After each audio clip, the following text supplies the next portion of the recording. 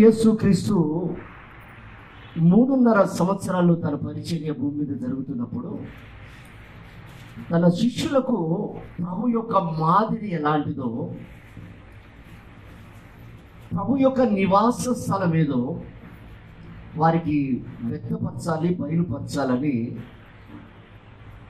శిష్యులకు అనేకమైన ఉపమానాలు చెప్తూ వారి ఎదుట ప్రభు మాదిరిగా నడుస్తూ వారికి అనేక విషయాలు బోధిస్తూ ప్రార్థన ఎలా చేయాలి, దయ్యాలను ఎలా వెళ్ళగొట్టాలి, అలాగే ఎలా మాట్లాడాలి, ఎలా నిలిచి ఉండాలి, ఇవన్నీ కూడా శిష్యులకు క్రమంగా ప్రభు బోధిస్తూ మాదిరిగా కనబరుచుకుంటూ సాగుతున్న క్రమంలో ఒకరోజు శిష్యుల్ని దేవుడు ఒక పేషెంట్స్ దగ్గర పంపిస్తాడు, దయ్యాలు పట్టిన వాళ్ళ దగ్గరికి.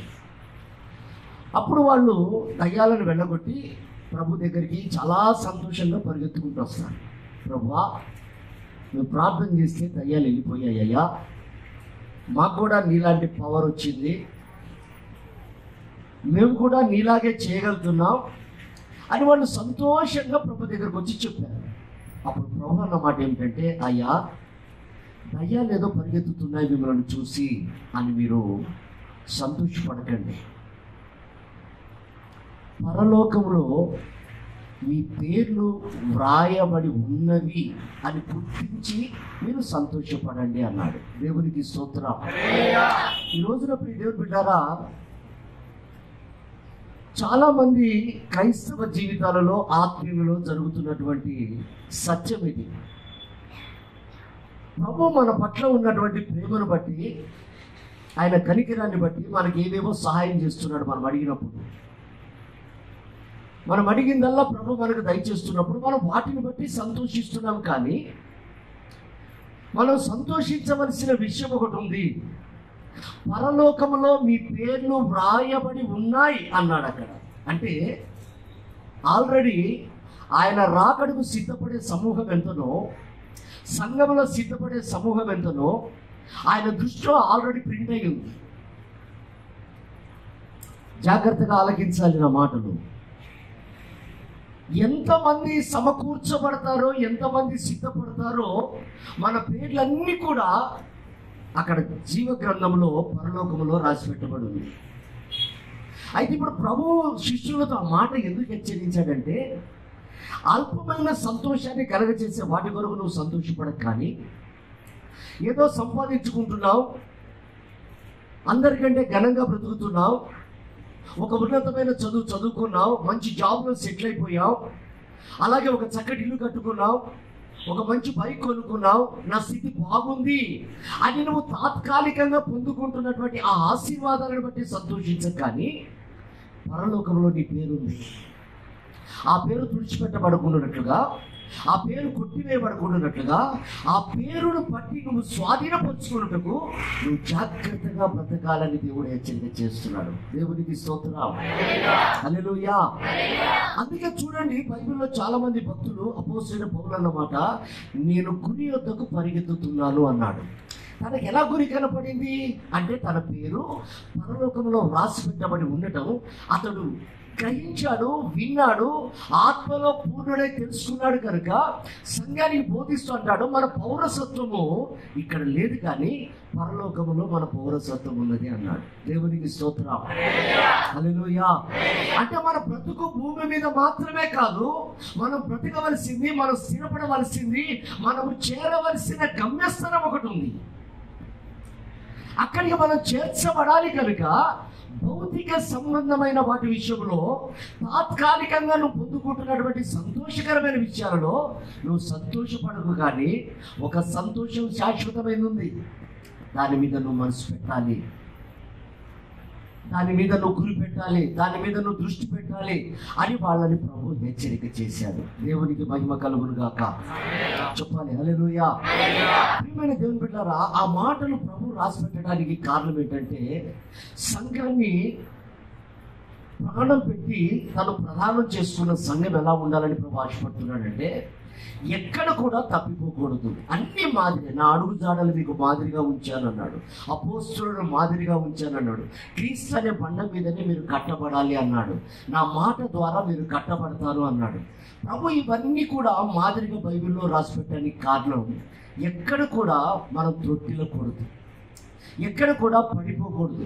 ఒకవేళ మన దైనందిక జీవితంలో రక్త మాంసాలతో ఉన్నాం కనుక ఒకవేళ ఎక్కడన్నా మనం తప్పటడుగులు వేసినా, ఎక్కడైనా ఆజ్ఞను అతిక్రమించినా, ఆయన కృప మనకు విస్తారంగా సమృద్ధిగా కుమ్మరిస్తూ ఆ ఊపిలో నుండి, ఆ పడిపోయిన స్థితిలో నుండి, ఆ తప్పిపోయినటువంటి మార్గంలో నుండి మనం మరలా తిరిగి రావాలని ప్రభు ఆలస్యం చేస్తున్నాడు. దేవునికి స్తోత్రం.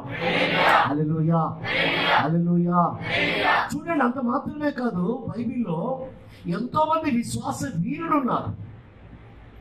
వాళ్ళు విశ్వాసముతో వారి ఆత్మీయతను ప్రారంభించి ప్రభు యొక్క స్పష్టమైనటువంటి మార్గాన్ని కనుగొని వాళ్ళు విశ్వాసములో జయించారు కనుక విశ్వాసుల పట్టిక అని ఒకటి రాసి పెట్టారు. విశ్వాసులకి ఒక పట్టిక, జయించిన వారి పట్టిక. హెబ్రీ పత్రికలో 11వ అధ్యాయం అంతా కూడా విశ్వాసము ద్వారా గురి యొద్దకు పరిగెత్తి వారి విశ్వాసాన్ని కాపాడుకున్న వారి భక్తుల పేర్లు రాసి పెట్టారు. ఎందుకని మాదిరిగా రాశాడంటే, ఆ భక్తులు ఎలా జయించారు, ఎలా విశ్వాసాన్ని కాపాడుకున్నారు, ఎలా వారు దైవ చిత్తాన్ని నెరవేర్చి వారి యాత్రను ముగించారో మనకు మాదిరిగా ఉండటానికి దేవుడు పెట్టారు. దేవునికి మహిమ కలుగును గాక. చూడండి, అందులో ఒక మాట ఈ రోజున మనం చదువుకుందాం. హెబ్రీయులకు రాసిన పత్రిక 11వ అధ్యాయము 31వ మాట నుంచి కొన్ని మాటలు మనం చదువుదాం. విశ్వాసమును బట్టి రహాబు అనే వేశ్య వేగుల వారిని సమాధానముగా చేర్చుకున్నందున అవిధేయులతో పాటు నశింపకపోయెను. ఇంకను ఏమి చెప్పుదును? గిద్యోను, బారాకు, సంసోను, యొఫ్తా, దావీదు, సమూయేలను వారిని గూర్చియు ప్రవక్తలను గూర్చియు వివరించుటకు సమయము చాలదు. చాలండి. చూడండి, అక్కడ అపోస్తలుడైన పౌలు గారు విశ్వాసుల పట్టికను ఒకటి రాశాడు. అందులో మనం వినకూడని పేర్లు కూడా ఆ పట్టికలో మనకు కనిపిస్తున్నాయి. నిజంగా వీళ్ళు ఎలా చేర్చబడ్డారు పరలోకానికి అనే ఒక ఆశ్చర్యకరమైన విషయం మనకు తెలుస్తుంది. చూడండి, ఆ పట్టికలో చేర్చబడ్డట్లుగా యేసు ప్రభు ఇందాక మనం చదువుకున్న వాక్య భాగంలో పరలోకములో మీ పేర్లు రాసి ఉంచాను అన్నాడు. ఇప్పుడు మనం ఆ పేర్లు సార్థకం చేసుకోవాలి. ఆ పేర్లు, నీ పేరు పరలోకంలో రాయబడి ఉంది అన్నాడు. ఆ పేర్లు మనం స్వతంత్రించుకోవాలి అనంటే ఈ విశ్వాసుల పట్టికలో వీళ్ళు ఎలాగైతే దేవునికి విధేయులై అవిధేయతను తిరస్కరించి అవిధేయతను దూరపరిచి దేవుని మాటకు లోబడి ఎలాగైతే వారు జయించి విశ్వాసుల పట్టికలో చేర్చబడ్డారో మన ఆత్మీయ జీవితంలో కూడా జీవ గ్రంథంలో రాయబడిన ఆ పేరును మనం స్వాధీనపరచుకోవడానికి, సొంతం చేసుకోవడానికి అలాంటి విశ్వాసము, అలాంటి భయభక్తులు, అలాంటి విధేయత కలిగితే తప్ప మనము ఆ పేరును సొంతం చేసుకోలేము. దేవునికి స్తోత్రం. హల్లెలూయా. బైబిల్లో ఒక మంచి మాట ఉంటుంది. జీవ గ్రంథంలో రాస్తున్న పేరట దేవుడు ఒకవేళ మన అతిక్రమ క్రియలను బట్టి దాన్ని తుడిచివేస్తాడని కూడా ఉంది. తుడిచివేస్తాడు, కొట్టివేస్తాడు. చదువుదాం ఆ మాట. నిర్గమకాండము 32వ అధ్యాయము 32వ వచనం నుండి. అయ్యో అయ్యో, నీవు వారి పాపమును ఒకవేళ పరిహరించితివా లేని ఎడల నీవు వ్రాసిన నీ గ్రంథంలో నుండి నా పేరు తుడిచివేయమని బతిమాలుకొనుచున్నానెను. అందుకు యెహోవా ఎవడు నా ఎదుట పాపము చేసెను వాణ్ణి నా గ్రంథములో నుండి తుడిచివేసేదను. దేవునికి స్తోత్రం.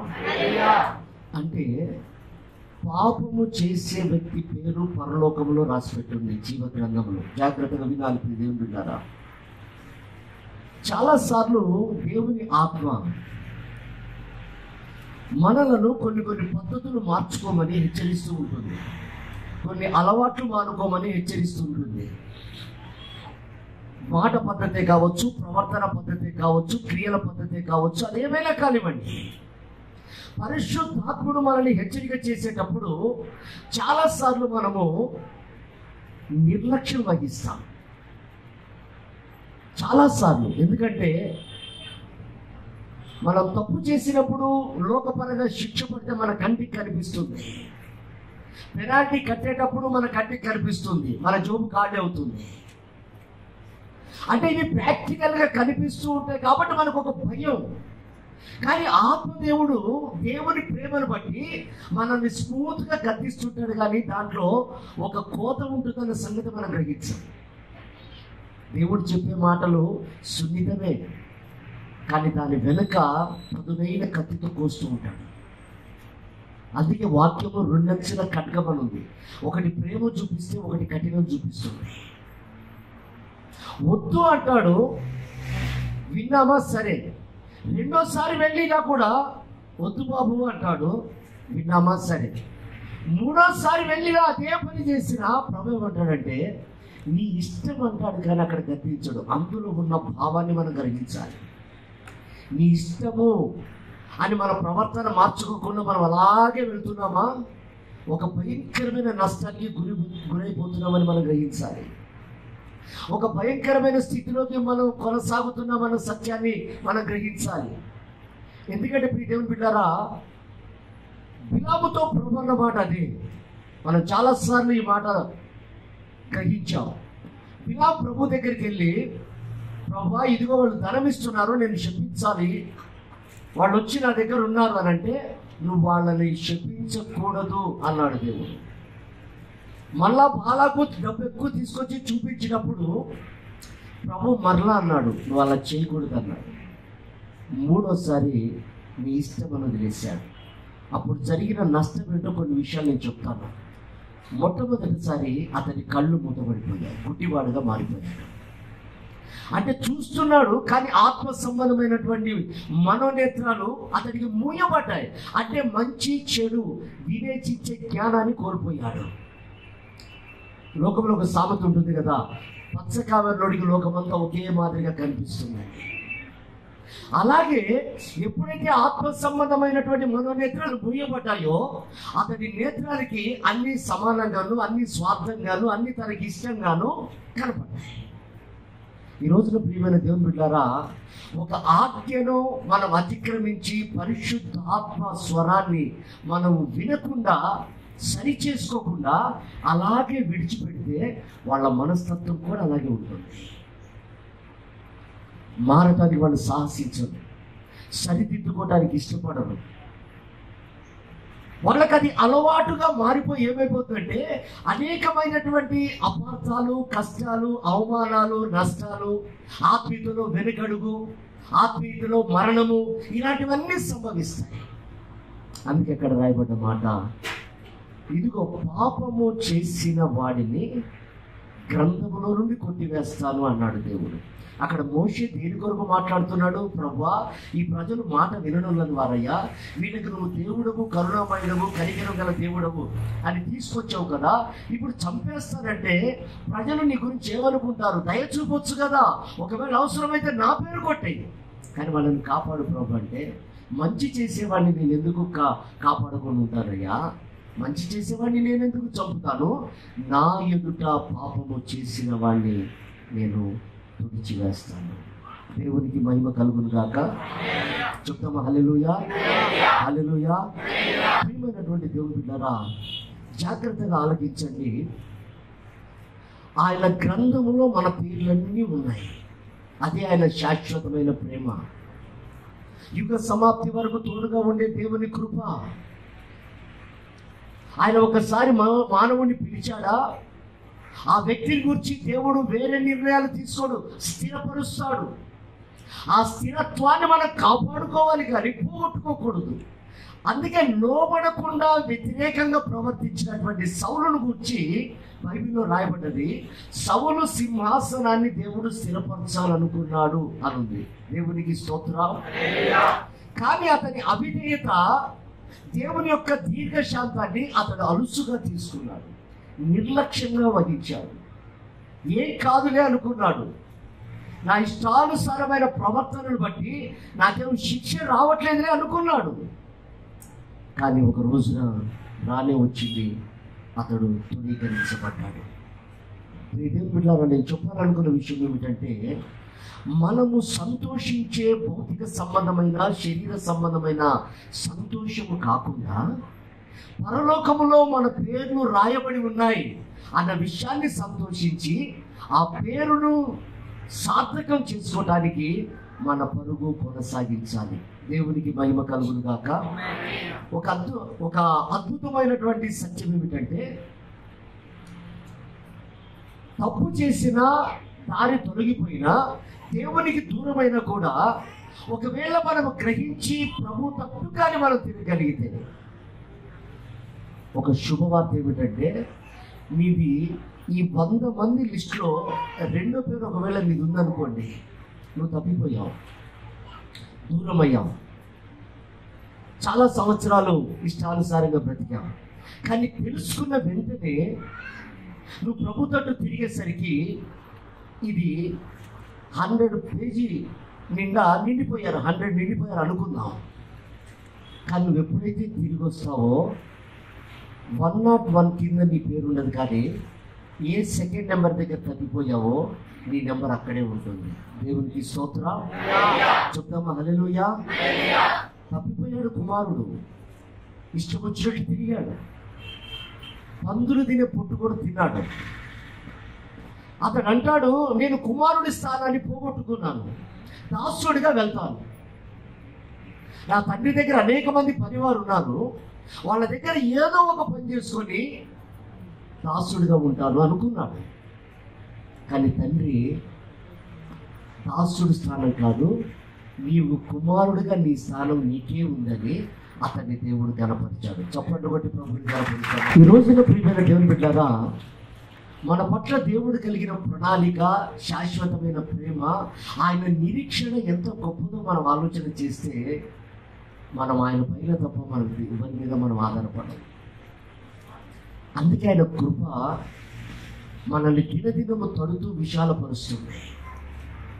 ఎన్నిసార్లు మనం దూరమైనా ఆయన ప్రేమ మనల్ని విడిచిపెట్టక ఆయన వాత్సల్యత మనల్ని వెంటాడుతుంది.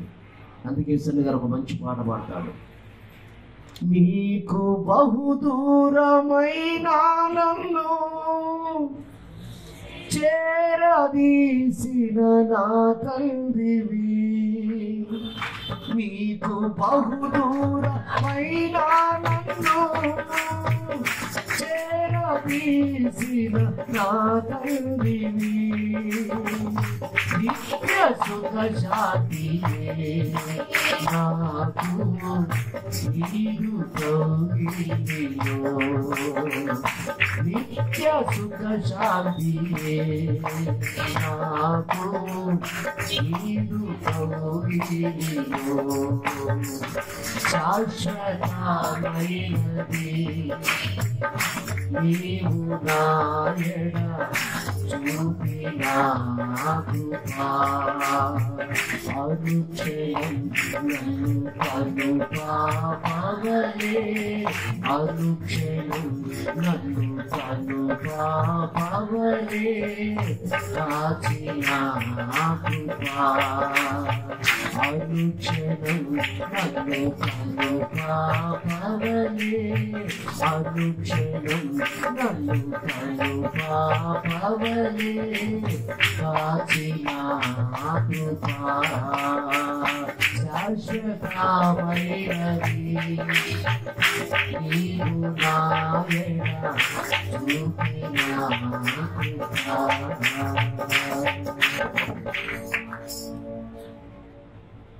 ఎబ్రీ పత్రికలో రాయబడినటువంటి ఆ విశ్వాసుల పట్టికలో మనం చదివినట్లయితే అక్కడ కొన్ని పేర్లు ఉన్నాయి.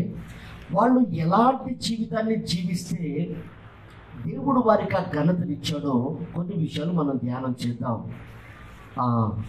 మరలా చదువుదామా? హెబ్రీ పత్రిక 11వ అధ్యాయము 32వ వచనం నుండి. విశ్వాసమును బట్టి రాహాబను వేశ్య వేగుల వారిని సమాధానముగా చేర్చుకునినందున అవిధేయతతో పాటు నశింపకపోయెను. ఇకను ఏమి చెప్పుదును గిద్యోను బారాకు సంసోను యెఫ్తా దావీదు సమూయేలను వారిని గూర్చియు ప్రవక్తలను గూర్చి వివరించుటకు సమయము చాలదు. అక్కడ రాయబడిన 5 పేర్లను ఒక వ్యక్తిని ఈ రోజున మనం ధ్యానం చేద్దాం. దావీదు ఉన్నాడు, శాంసన్ ఉన్నాడు, సమూయేలు ఉన్నాడు, యెఫ్తా ఉన్నాడు, అనేక మంది ఉన్న ఒక వ్యక్తిని గురించి ఈ రోజున మనం ధ్యానం చేద్దాం. అతడి పేరు యెఫ్తా. యెఫ్తా అనే మాటకి అర్థం ఏమిటంటే అతడు తిరస్కారి. యెఫ్తా అనే మాటకు అర్థం ఏంటంటే తిరస్కారం కలిగినటువంటి వాడు. అంటే ఒక మాటలో చెప్పాలంటే తిరుగుబాటు స్వభావం కలిగినటువంటి వాడు. ఇతడు పుట్టుపురోగతాలు మనం ఆలోచన చేస్తే ఇతడు ఒక వేశ్యకు పుట్టినటువంటి వాడు. అతడు వేశ్యకు పుట్టిన కుమారుడని ఆ ఊరు వారందరూ, ఊరు పెద్దలు, తర్వాత వారి అన్నదమ్ములు వీళ్ళందరూ కలిసి అతను ఏం చేస్తారంటే వారి గ్రామంలో నుండి, ఇంట్లో నుండి వెళ్ళగొడతారు. ఒరే, నువ్వు ఒక వేశ్యకు పుట్టిన వాడవు, మాతో నీకు సంబంధం లేదు, మా స్వాస్థ్యంలో నీకు సంబంధం లేదు, మా రక్త సంబంధికుల మధ్య నీకు సంబంధం లేదు, మాకున్న ఆస్తిలో నీకు సంబంధం లేదు, నువ్వు మా ఊరు నుంచి వెళ్ళిపో అని అతన్ని గింటి వేస్తాడు. అతడు వెళ్ళి ఒక టోబు దేశంలో జులాయిగా తిరిగే వాళ్ళతో కలిసి తిరుగుతూ ఉంటాడు. కానీ అతని గురించి రాయబడ్డది అతడు బలవంతుడు అని. అతడు బలవంతుడే, కానీ ఎక్కడున్నాడు? జులాయిగాళ్లతో తిరుగుతూ ఉన్నాడు, అల్లరి మొగ్గతో కలిసి. ఒకరోజు ఎవరైతే వెళ్ళగొట్టారో వాళ్ళకి అవసరం పడింది. శత్రు సమూహం ఎక్కువ పెరిగిపోయింది. శత్రువులందరూ పెరిగి ఈ బంధువులను, అన్నదమ్ములను, ఆ గ్రామమును స్వాధీనపరుచుకోవడానికి వీళ్ళ మీద దాడి చేస్తుంటే అప్పుడు ఈ యెఫ్తా వీళ్ళకి గుర్తొస్తాడు. ఒరే, వాడిని మనం తెచ్చుకుంటే ఎలాగైనా వీళ్ళ మీద దాడి చేస్తున్నాడు, బలవంతుడు కాబట్టి వీళ్ళని కొట్టి చంపి మన దేశాన్ని, మనల్ని కాపాడుతాడు, అప్పుడు కావాలంటే వానికి అధికారం ఇద్దాం అని వీళ్ళందరూ కలిసి అతని దగ్గరికి వెళ్తారు.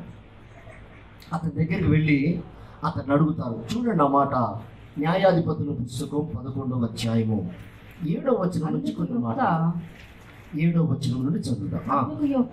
అందుకు యెఫ్తా, మీరు నా యందు పగబట్టి నా తండ్రి ఇంటి నుండి నన్ను తోలివేసితిరే. ఇప్పుడు మీకు కలిగిన శ్రమలో మీరు నా యొద్దకు రానేలా అని గిలాదు పెద్దలతో చెప్పెను. అప్పుడు గిలాదు పెద్దలు, అందుచేతనే మేము నీ యొద్దకు మళ్ళీ వచ్చితివి. నీవు మాతో కూడా వచ్చి అమోనీయులతో యుద్ధము చేసిన ఎడల గిలాదు నివాసులమైన మా అందరి మీద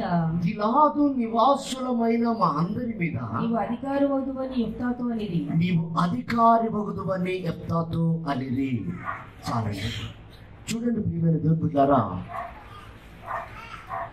అతడు తృణీకరించబడినవాడు, వెలివేయబడినవాడు. అతడు ఎక్కడో దూర దేశంలోనికి వెళ్ళిపోయి ఉన్నాడు. కానీ ప్రపంచమంతా మర్చిపోయింది, అన్నదమ్ములందరూ మర్చిపోయారు, బంధువులు, స్నేహితులందరూ మర్చిపోయారు. కానీ నా దేవుడు మర్చిపోలేదు. దేవునికి స్తోత్రం చెప్తామా? హల్లెలూయా. అతడు బలవంతుడు అని రాయబడింది. అతన్ని దేవుడు మర్చిపోకుండా ఆ తృణీకరించబడి పడిపోయిన స్థితిలో ఉన్నవాడిని లేవనెత్తి సింహాసనం మీద కూర్చోబెట్టడానికి నా దేవుడే వాళ్ళ దగ్గరికి పంపించాడు. ఈ రోజున జాగ్రత్తగా వినండి. ఈ సంవత్సరం దేవుడు మనకి ఇచ్చినటువంటి వాగ్దానం, చెదరిపోయిన ఇశ్రాయేలు ప్రజలందరినీ నేను సమకూర్చుకుంటాను. దేవునికి స్తోత్రం. చెప్తామా చేతులెత్తి హల్లెలూయా. చెదరిపోయిన తన ప్రజలందరినీ కూడా ప్రభు సమకూర్చుకుంటాను అని వాగ్దానం చేశాడు. అందరినీ అనలేదు, చెదరిపోయిన తన ప్రజలను. ఎవరైతే బాప్టిజం తీసుకొని ప్రభువుని అంగీకరించి లోక ఆశల్లో పడి లోక పద్ధతుల్లో బ్రతకాలని తాత్కాలికమైన ఆనందం కోసం ఎవరైతే దూరపరచబడ్డారో వారందరినీ తిరిగి సమకూర్చుకోవాలన్నది ఈ సంవత్సరము దేవుడు మన సంఘానికి ఇచ్చినటువంటి వాగ్దానం. గమనించండి ప్రియ దేవుని బిడ్డలారా, దేవుడు దీర్ఘశాంతము గలవాడని బైబిల్ సెలవిస్తుంది. అతన్ని జ్ఞాపకం చేసుకోవాల్సిన అవసరం ఏమున్నది అని అంటే, అతడు ఒకప్పుడు ఇశ్రాయేల్ ప్రజల మధ్యలో ఉన్నాడు. ఆ ప్రజల యొక్క నాయకుడు ఎవరో తెలుసుకున్నాడు. ఆ ప్రజలను నడిపించే దేవుడు ఎవరో అతనికి తెలుసు. అయినా అతడు తృణీకరించబడి తోలివేయబడ్డాడు కనుక ఆ నీతిని చూసి, ఆ బలవంతుడిని చూసి, అతనిలో ఉన్న యథార్థతను చూసి దేవుడు అతన్ని మరలా కాపాడి ఒక ఉన్నతమైన స్థాయిలో స్థిరపరిచాడు. దేవునికి మహిమ కలుగును గాక. హల్లెలూయా, హల్లెలూయా. ఈ రోజున దేవుడు కూడా చెదరిపోయినటువంటి దేవుని బిడ్డల దగ్గరికి, దూరం అయిపోయిన దేవుని బిడ్డల దగ్గరికి ఈ సంవత్సరాంతంలో వెతుకుతున్నాడు వాళ్ళని. ఎందుకని? ఒక అవకాశం ఇవ్వడానికి. ప్రతి ఒక్కరికి దేవుడు అవకాశాలు ఇస్తూ వెళ్తాడు. ఆ అవకాశం ఇచ్చే సమయంలో మన మనోనేత్రాలు వెలిగించబడాలి. ఎప్పుడు అవకాశాలు రావు, ఒకేసారి తలుపు తడతాడట దేవుడు.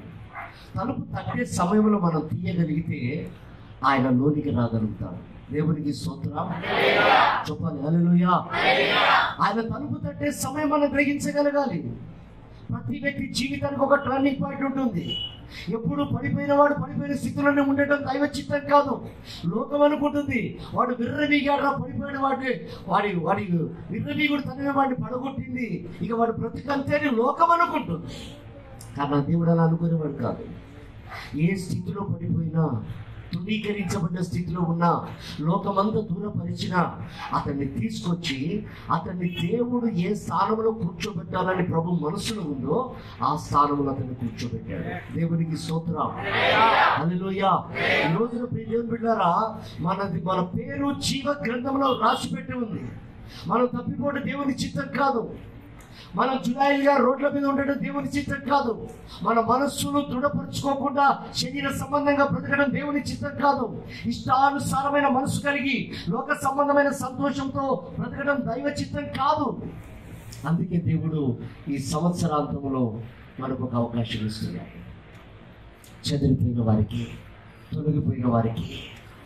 చూడండి, ఆ అవకాశాన్ని మనం సద్వినియోగపరచుకోకపోతే నష్టపోయే ప్రమాదాలు ఉన్నాయి ప్రతి ఒక్కరి జీవితంలో. ఆ సమయం కోసమే ఎదురు చూస్తున్నట్లుగా యెఫ్తా అక్కడ మాట్లాడుతున్నాడు. ఏమని? నేను కానీ వస్తే, తిరిగి వస్తే మీరు నాకు ఏం చేస్తారు అంటే, అతడి సామర్థ్యత అతనికి తెలుసు. అతడు బలవంతుడని తెలుసు, శత్రువులను జయించగలుగుతాడు అని తెలుసు. కనుక అతడు ఏమంటున్నాడంటే, నేను జయిస్తే మీరు నాకు ఏ స్థానం ఇస్తారు? దేవునికి స్తోత్రం చెప్పాలి. హల్లెలూయా. ఒకరోజు యేసు ప్రభు పక్కనున్న ఇద్దరు కుమారులను పెట్టుకొని తల్లి అడుగుతుంది, అయ్యా నీ కుడి పక్కన నా కుమారుని, పెద్ద కుమారుని, నా ఎడమ పక్కన నా చిన్న కుమారుని కూర్చోబెట్టుకొని భయంకరమైన స్వార్థంతో మాట్లాడుతుంది ఒక తల్లి. యేసు ప్రభుకి కుడి పక్క ఎడమ పక్కగా శిష్యులు ఎవరు ఉండకూడదు, ఆ తల్లి బిడ్డలే ఉండాలని మాట్లాడుతున్నాడు. అప్పుడు ప్రభు అన్నమాట, అమ్మా నా పక్కన ఎవరు కూర్చుంటారో నాకు తెలియదు, కానీ నా తండ్రికి మాత్రమే తెలుసు అన్నాడు. దేవునికి స్తోత్రం. హల్లెలూయా. యేసు ప్రభువే ఆ మాట అంటే, ఇక్కడ ప్రభు అంటాడు, నీ పేరు ఆల్రెడీ వ్రాయబడి ఉంది, దానికి ఇంకో వేరే ఆప్షన్ లేదు, ఇంకొక రికమెండేషన్ లేదు, ఇంకొక ఫైనల్ లేదు. నీ పేరు ఉంది, కానీ దాన్ని స్వాధీనపరచుకో, దాన్ని సొంతం చేసుకో. అలా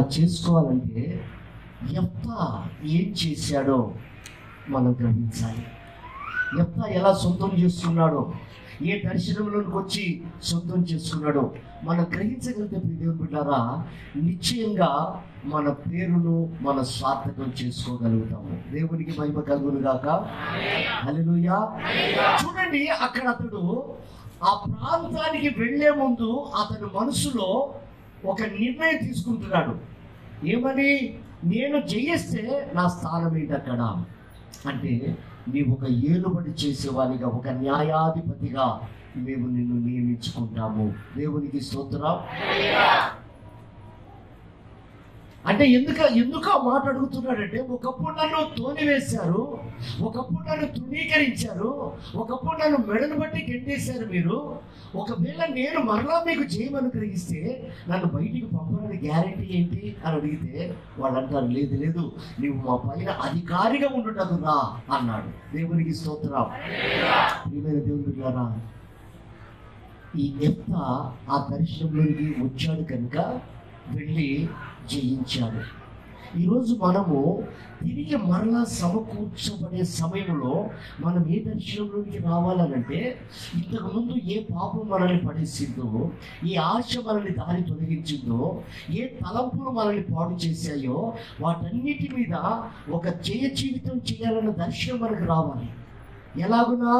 మనము రాజులైన ఒక యాజక సమూహము అని దైవ ఉద్దేశాలు, ఆయన గుణాతిశయములను ప్రచురము చేయడానికి మనం ఏర్పాటు చేయబడ్డామని మనం ఒక నిర్ణయం తీసుకొని కనికరించబడి ప్రభు దగ్గరికి రాగలిగితే నిశ్చయంగా ఆ సింహాసనాన్ని దేవుడు మనకి ఇస్తాడు. దేవునికి స్తోత్రం. అంటే ఒకప్పుడు మనము తెలియక పడిపోయాం, తెలిసి పడిపోయాం, తప్పని తెలిసి దారి తొలగిపోయాం. కానీ ఈసారి వచ్చేటప్పుడు ఎలా ఉండాలి అనంటే, దారి తొలగిపోయిన మాట వాస్తవమే ప్రభా, ఇక నేను దారిలో నిలిచి నీ నామాన్ని ఘనపరచాలని వైరాగ్యంతో రావాలి. దేవునికి స్తోత్రం. హల్లెలూయా. నీ చిత్తము చేయక, నీ ఆజ్ఞను అతిక్రమించి, నీ మార్గంలో నడవక, నిన్ను ప్రత్యక్షపరచక, నీ ఉద్దేశాలు బయలుపరచక నేను దారి తొలగిపోయాను. కానీ ఈసారి దారిలోకి వచ్చిన తర్వాత కేవలము నిన్ను మాత్రమే నేను మహిమపరచాలి అనే ఒక వాంఛ కలిగి మనం ప్రభు తట్టు తిరగాలి. దేవునికి స్తోత్రం. హల్లెలూయా. చూడండి, యెఫ్తా ఆ నిర్ణయం తీసుకొని వీళ్ళతో పాటు వచ్చాడు. ఆ దర్శనం వల్ల మనకు కలగాలి. మనల్ని దేవుడు ఎందుకు పిలిచాడు? ఆ పిలుపులో ఉన్న సార్థకం ఏమిటి? ఆ పిలుపులో ఉన్న ఉద్దేశం ఏమిటి? ఎందుకు ఆత్మీయతలో మనం వర్తిల్లలేకపోతున్నాం? దైవ కార్యాలు మన జీవితంలో ఎందుకు జరగట్లేదు? మాటి మాటికి ఎందుకు నిరాశ వస్తుంది? మాటి మాటికి ఎందుకు మనము శరీర సంబంధమైన మనసు కలిగిపోతున్నాం అనే ఒక ఆలోచన మనలో రాగలిగితే ఇంకెన్నడూ కూడా మనము తొలగిపోము. దేవునికి స్తోత్రం. ప్రాముఖ్యమైన విషయం ఏంటంటే, దేవుని బిడ్డలారా, యెఫ్తా ఎలాంటి వాడంటే, అతడు తిరిగి మరలా దేవుని సన్నిధికి వచ్చి ఆ ఉన్నతమైనటువంటి ఆ చేయి జీవితం చేయడానికి అతడు చేసిన మొట్టమొదటి పని ఏమిటంటే, ఏ స్థితిలో పడిపోయాడో, ఎలాంటి కార్యాలు చేశాడో, ప్రభువా నువ్వు నాకు జయం ఇవ్వాలంటే నేను పరిశుద్ధపరచబడాలి, నేను జయం ఇవ్వాలి, నాకు జయం రావాలనంటే నువ్వు నాకు తోడుగా రావాలి, నువ్వు రాకపోతే జయం రాదు అని తనను తాను దేవునికి కనబరుచుకుంటున్నాడు. దేవునికి స్తోత్రం. ప్రియమైనటువంటి దేవుని బిడ్డలారా, దేవుని గుణాతిశయములను ప్రచురము చేయాలి అని ఒక తీర్మానము కలిగి వచ్చినటువంటి వాడు వెంటనే దాని మీద మనసు పెట్టక మిస్పాలో యెఫ్తా తనను గూర్చి దేవునితో మాట్లాడుతున్నాడు. తనను గూర్చి అతను ఎలాంటి వాడు, అతడు చేసిన తప్పులు ఏమిటో, అతడు చేసిన పాపం ఏమిటో, అతడు చేసిన అవిధేయత ఏమిటో, అతడు చేసిన తిరుగుబాటు ఏమిటో, అతడిలో ఉన్న మనస్తత్వంలో ఉన్న ఊహలేమిటో అవన్నీ ప్రభు పాదాల దగ్గర పెట్టి ఏడుస్తూ ఉన్నాడు. మొట్టమొదటి అతడు చేసిన పని మామూలుగా ఏడవట్లేదు. ప్రభువా, శత్రువులు మిడతల వలె ఉన్నారు, వాళ్ళని జయించడానికి నాకు కృప కావాలి, కానీ నేను యథార్థపరుని కాదు, తిరుగుబాటు మనసు కలిగిన వాడిని అని ప్రభు పాద సన్నిధిలో తను పశ్చాత్తాపడి ఒక తీర్మానం చేసుకుంటాడు. ఏమనంటే, ప్రభువా, ఇంతకాలం నా ఇష్టానుసారంగా ప్రవర్తించాను, నువ్వు కానీ నాకు తోడుగా వచ్చి నాకు జయమను గ్రహిస్తే నేను జయం పొందుకొని తిరిగి వచ్చేటప్పుడు నాకు ఎదురొచ్చిన దానిని నీకు నేను ప్రతిష్ఠ చేస్తాను అన్నాడు. దేవునికి స్తోత్రం, హల్లెలూయా.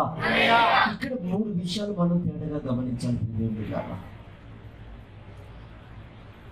తిరిగి వచ్చినటువంటి వ్యక్తి మొట్టమొదట ప్రభు పాదాల దగ్గర పడి పశ్చాత్తాపడుతున్నాడు. ఈ రోజున మనము ఏ శత్రువుని జయించలేక పడిపోయామో, ఏ ఆటంకాలను ఎదుర్కోలేక దారి తొలగిపోయామో, ఏ దుష్ట ప్రభావానికి గురి అయి ఆత్మీయతలో కొన్ని చంపుకున్నామో, వాటిని తిరిగి మరలా మనం సంపాదించుకోవాలంటే మిస్పాలో మనం ప్రభు పాద సన్నిధిలో కూర్చోవాలి. మిస్పానగా పశ్చాత్తాపడే స్థలం. ప్రభు పాద సన్నిధిలో కూర్చున్నప్పుడు నువ్వేమై ఉన్నావో దేవునితో మాట్లాడు. ఎంత అదే చేస్తున్నాడు, తనను గూర్చి దేవునికి చెప్పుకుంటున్నాడు. చాలాసార్లు మనం చేసే తప్పులు ఎలాంటివంటే, పశ్చాత్తాపడే సమయంలో కూడా మనము మన గురించి మనం చేసుకో, మనం ఎలాంటి వారమో, మన మనస్తత్వం ఎలాంటిదో, మన అంతరంగంలో ఏం దాగుందో, మనం ఎందుకు దారి తొలగిపోయామో దేవునికి క్లారిటీ ఇవ్వం. ప్రభు, నీకు అన్నీ తెలుసు కదా, నన్ను క్షమించు అంటారు. కానీ దేవుడు అలా అడగట్లేదు. ఆదాము తప్పు చేశాడని తెలుసు, ఆదాము తొలగిపోయాడని తెలుసు, కానీ ఆదామా నువ్వు ఎక్కడున్నావని అడిగాడు.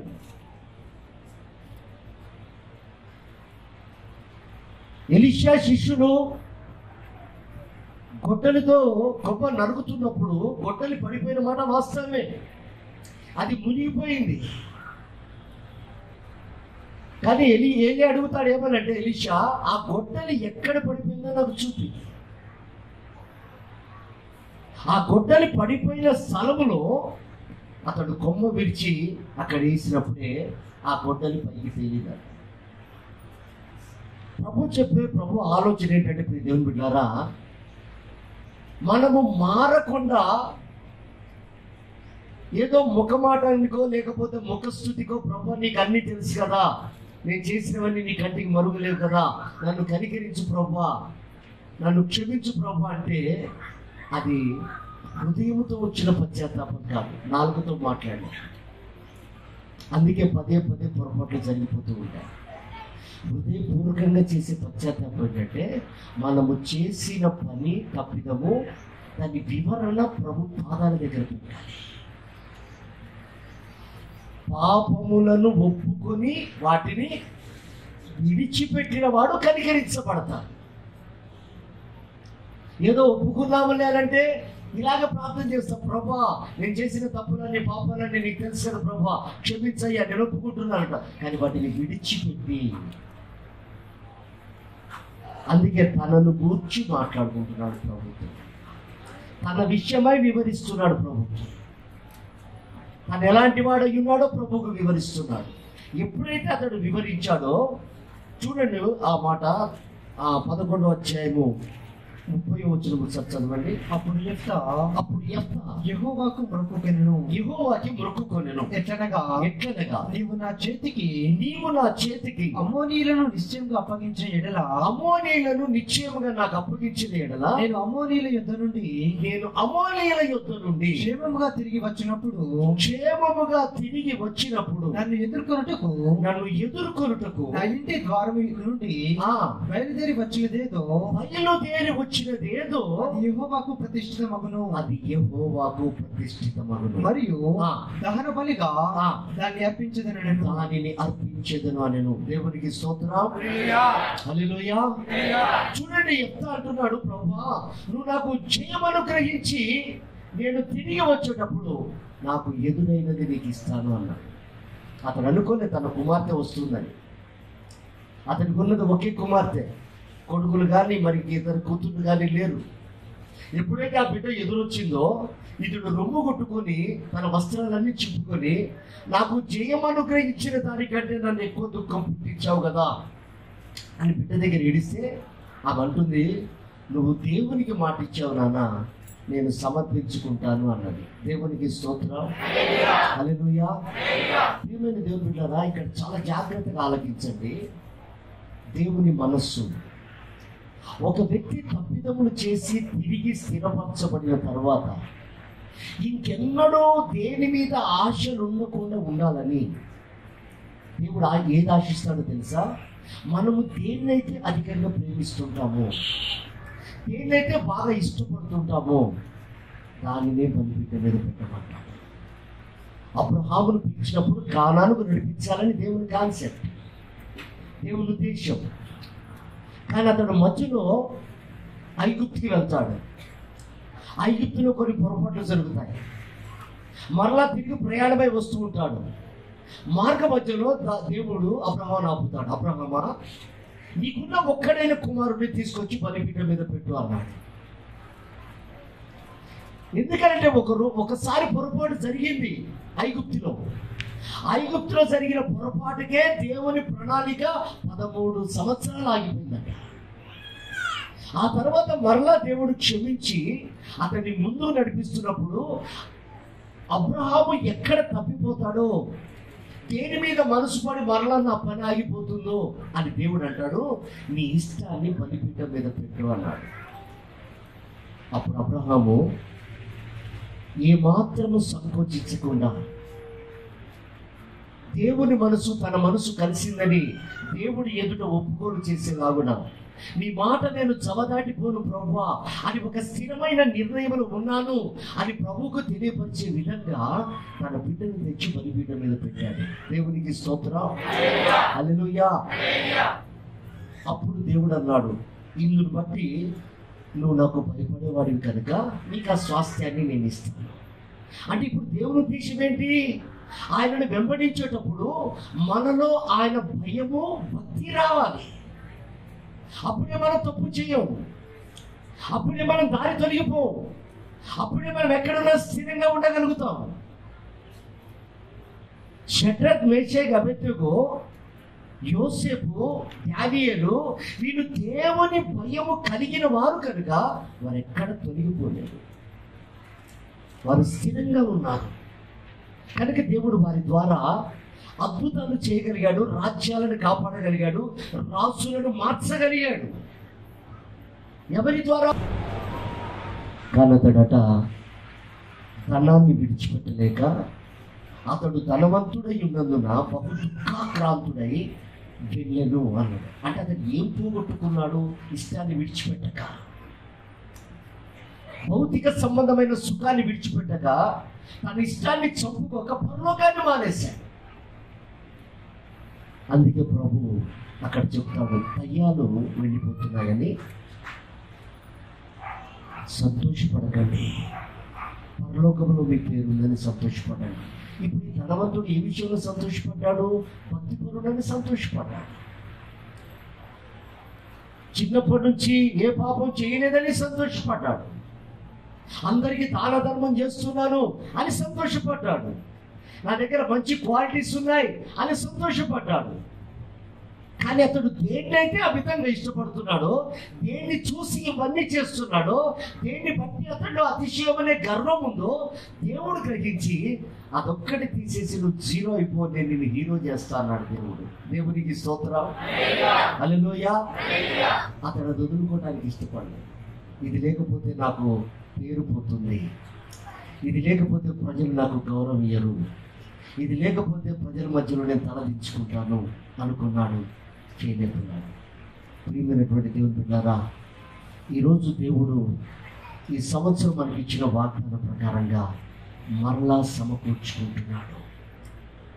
ఎందుకు తెలుసా? మనం బలవంతులమని. ఆ శిష్యులతో చెప్పే మాట, ఆ పై వచనం ఒకసారి చదవండి.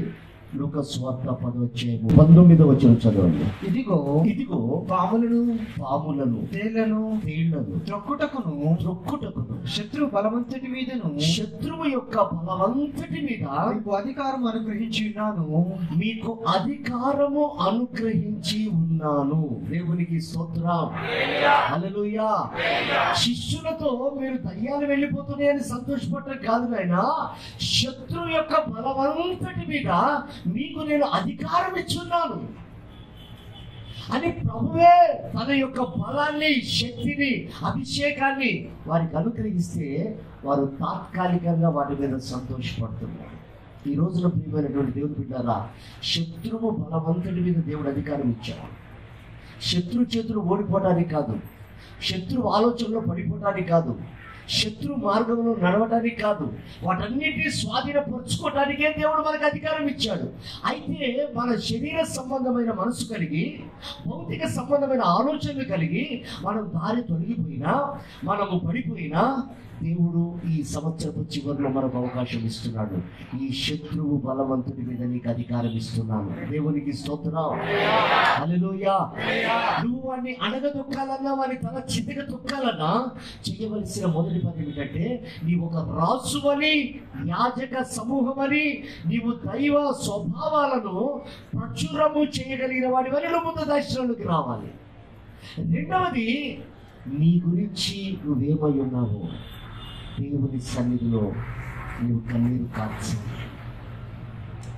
కార్చేటప్పుడు దేవుడు చెప్తున్న మాట ఏమిటంటే, ఈ పశ్చాత్తాపం ద్వారా నువ్వు పాపాన్ని విడిచిపెట్టి కనికరించబడ్డావు కనుక నీ ఇష్టమేది ఉండకూడదు, నీ ఇష్టాలన్నీ బలిపీఠం మీద పెట్టాలి, నా చిత్తమే నీలో నెరవేర్పు జరగాలి అంటాడు. కనుక సంగమా, ఇంతకాలం మన సొంత చిత్తానుసారంగా, మన ఇష్టానుసారంగా మనల్ని సంతోషపరచుకోవటానికి ఎన్నో కార్యాలు చేసి అపవాది కుతంత్రాలకు మనం బలైపోయినటువంటి వారమే. మనమందరము, ఏ భేదము లేదు, అందరూ పాపం చేసి దేవుని మహిమను కోల్పోయిన వారమే. కానీ పాపములోనే ఉండటానికి మనం అర్హులము కాదు కనుక దేవుని కృప మనల్ని వెంటాడుతుంది. ఎందుకంటే అక్కడ ఆల్రెడీ పరలోకంలో మన పేరు రాసి పెట్టింది. అది తుడచబడాలన్నా, అది స్థిరపరచబడాలన్నా మన చేతుల్లో ఉంది. అది ఎవరి చేతుల్లో లేదు, నీ చేతుల్లోనే ఉంది. నువ్వు ఆ పేరును సార్థకం చేసుకోవాలన్నా, ఆ పేరు కొట్టివేయబడాలన్నా అది నీ చేతుల్లో ఉంది. చూడండి, ఆ స్థాయిని పోగొట్టుకున్న యెఫ్తా తిరిగి సంపాదించుకున్నాడు. కేవలం ఒకే కారణం, స్థిరపరచుకున్నాడు మనసుని.